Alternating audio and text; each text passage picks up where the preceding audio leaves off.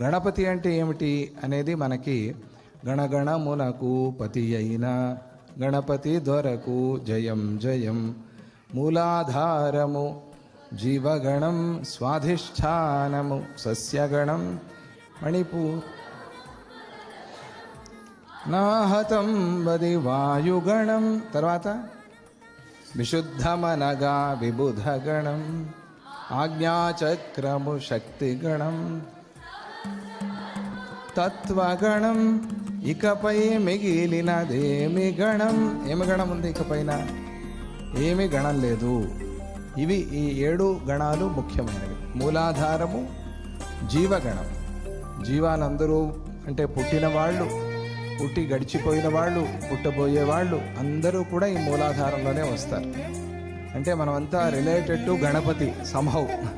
మనమంతా ఎవరు రిలేటివ్స్ అంటే గణపతి రిలేటివ్స్.